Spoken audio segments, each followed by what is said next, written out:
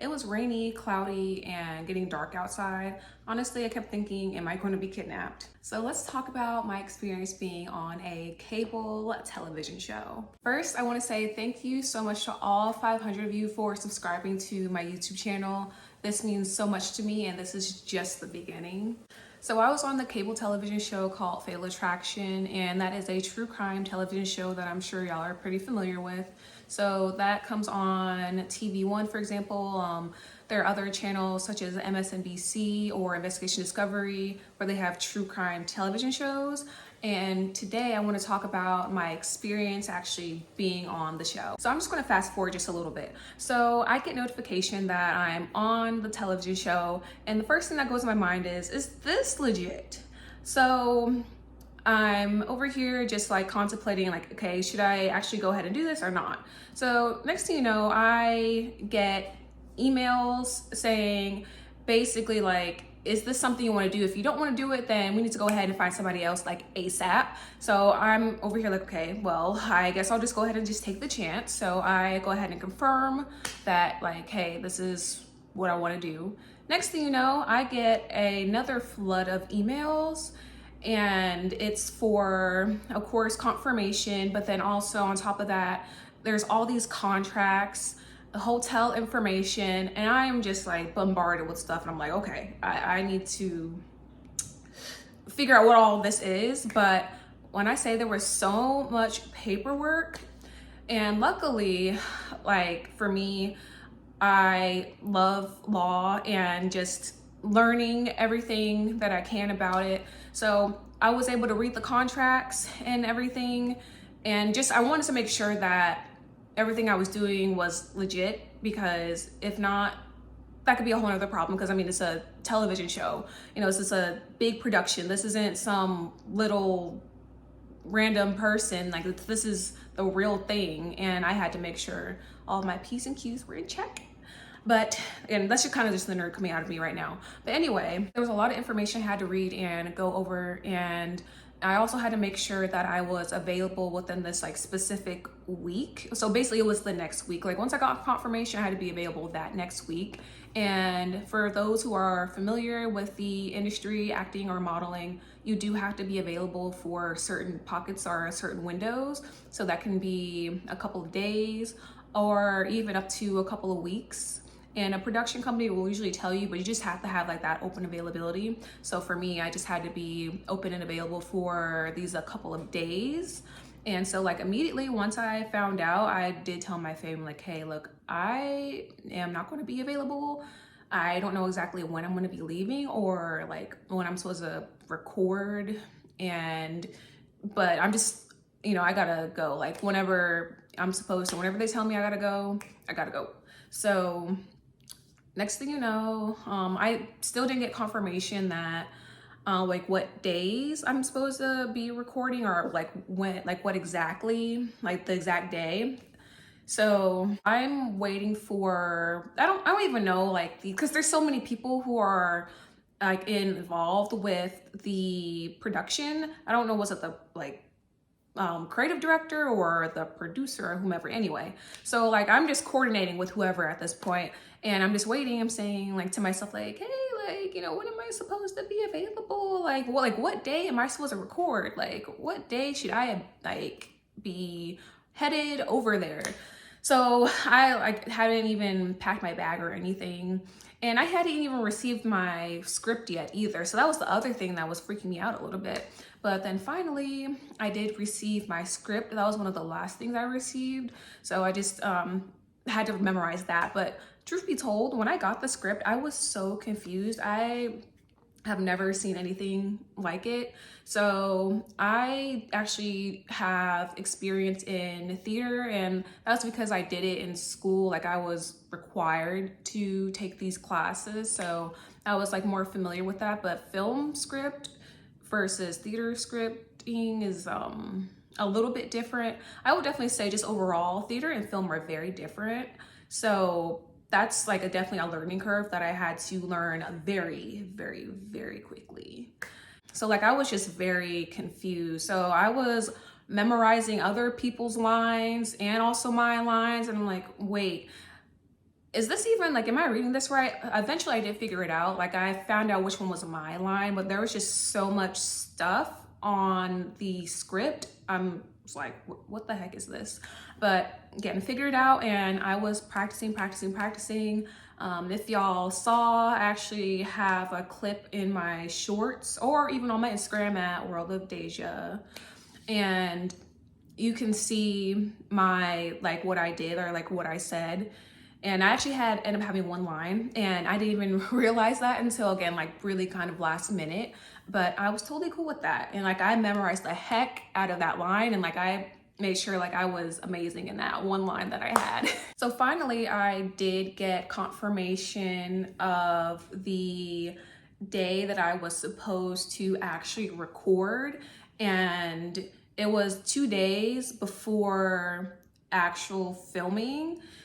So, and I'm still like over here coordinating with okay, I don't even know, like the person who does like costume design or whatever. So I'm coordinating with them because they're just, want to make sure of like sizes and how I'm supposed to dress and all that stuff, and just to confirm what I look like and all that. So I had to coordinate with them, and I'm just like, how do they just move so fast? Like I'm just like floored because the process is like boom, boom, boom, boom, boom. But that's just how that I'm learning how like the entertainment industry is. Like you just have to be ready at all times. As they say, you just gotta stay ready. Finally, it's the day of, actually the morning of, and I still don't have my bag completely packed. I'm just nervous, and I just don't really know like what to expect. So I'm bringing everything and nothing that I need at the same time.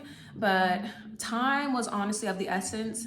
I actually ended up leaving at the last minute because I just wanted to make sure I had everything. And the fact that I had to go out of state, geez, like I was like, okay, like I literally was freaking out. It was like, is this real? Is this not real? But anyway, we're just gonna fast forward. It was about a 4-hour road trip, and then I made it. The weather, the weather was kind of bad though. So it was like cloudy, it was getting dark, and it was a little rainy. And I arrive at this like old house, and I'm just like, is this legit? It's just so eerie and quiet, and I wasn't exactly sure. But luckily, once I kind of like got settled, I saw that there was camera crew. And so I said to myself, okay, finally, this is legit. So I actually texted my family, and I like texted them in the group chat. I'm like, okay, guys, this is legit. This is actually a legit opportunity. Okay, this is this is not fake at all. Wow. All right, I'll contact y'all when I'm done. So I get there, I have my suitcase and everything, and it is just very awkward. I go in there and I see this camera person. I'm just saying to them, hey, so like, where do I go? And they're just like, yeah, you just go through the house. And so I go through the house, and I get there, I see the cast, or my crew members, I should say. I see the costume design person and a bunch of cameramen, and everyone's kind of just quiet and everything. And I'm the last person to arrive, and I'm just like, hey, hey, what's up, everyone? And I see that the costume design person, they're dressing up one of the crew members, and like that was kind of cool to watch as well. So the costume design person, she turns to me and she's just like, okay, like let me let me just take a look at you, let me make sure everything's like good, whatever, etc, etc. And then she's like, okay, like we need to just like fix your hair just a little bit. So when I was there, like I just kind of like, I had like bangs, like I had like front bangs, and like that was not exactly what the character looked like, or the person I was portraying, because I was portraying the victim's sister, but she had more of like a side swoop. So I get my hair fixed and everything to have like that side swoop, and yeah.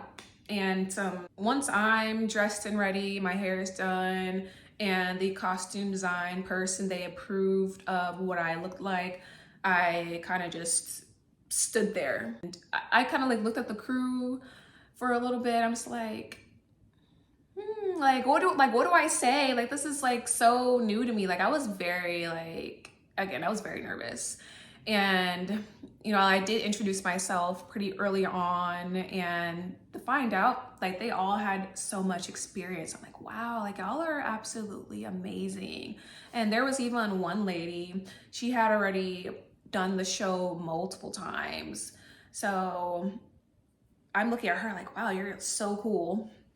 But she actually ended up being my mother on the show. So like I'm just talking to her, and then next thing you know, we are called to go upstairs. So it's me, the mother, the brother, and the other sister as well, and the detective. So everyone's like basically going upstairs, because there was two levels that we were at. There was like the bottom level, so we're like the holding room, and then the second level is where we did our living room scene. Once we got upstairs though, we actually warmed up to each other really fast, and we were taking pictures and everything. Basically, so the costume design person, like she honestly was really, she's doing a great job. Like she was everywhere, but she was just like saying, hey, okay, we need to like, you know, make sure like you look really sad. She was just saying like what the scene is going to be, and just be ready. Like we were like recording fast, but so she actually gave us like this glycerin to make sure like we looked like we were like tearing up. And so I didn't even know that was a thing. I just thought like all actors just kind of just cry on demand or whatever, but no, that's actually not the case. So thankfully I don't have to force myself to cry when I don't know how to cry on demand just yet. But that was pretty cool.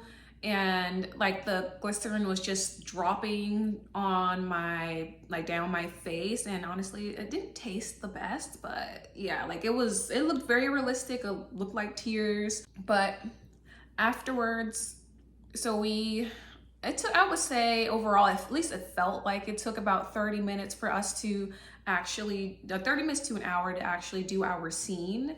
And we had to do a couple of retakes. So there wasn't like anything like too bad, but just like a couple of retakes, and then they did like a bunch of different angles. So basically I was saying my line multiple times because they were trying to like just get like different angles. They even like did like recording, like they did a recording of like my fingers, like getting like close up. So it was me and the mom, like we were holding hands. And I was like, that's pretty cool though, because you don't think about those things. Like when you're watching a television show, you don't think about like all the things that go into it. And to be fair, I didn't even expect myself to, like, I didn't expect to have as many lines or just my face shown so much within the television show. I just thought, okay, like I have this one line and like that's it. But no, I was shown multiple times, and I was like, wow, like look at me being famous. But yeah. After recording, some of the cast and we go downstairs back in the holding room or holding area, and we're just talking, getting to know each other even better. And honestly, at this point, we really were like, okay, we're like, you know, we get along. We're all just talking about our stories and how we got into acting. And I learned quite a bit about my cast members, and they are some pretty cool people. So we're waiting there for about an hour and change, and then the producer, or I think it was the producer, but basically she's like, okay, yeah, we don't need y'all anymore. We're just like, oh, okay, well, like there were some of the cast members who had to stay, but me and one other person, actually no, two other people, they got to leave. So I'm just like, okay, cool. So I head back to my hotel and everything. And then at some point, and a couple of the other cast members, we all just gather around, and we're all just talking, telling stories, and just getting to know each other even better. And we stay up pretty late before we all decide that we're gonna go ahead and just like go to bed. So I like to sleep in. So when I was a flight attendant, it's what you call like a slam clicker. So like I actually like stayed and hung out for a bit, but afterwards I was like, okay, look, I'm trying to go to bed. Like it's getting late. But it's basically like a slam clicker is someone who, or a flight attendant or a pilot who, like, once they are in their hotel, like they just go straight to the room and they just go to bed. Like they don't even hang out with their crew members. But you know what I did, so I was proud of myself.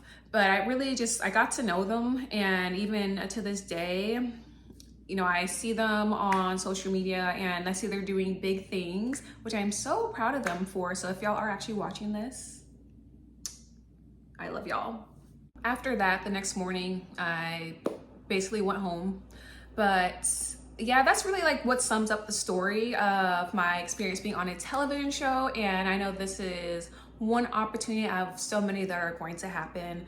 And I'm really excited to see what the future holds with my acting career, as I'm ready.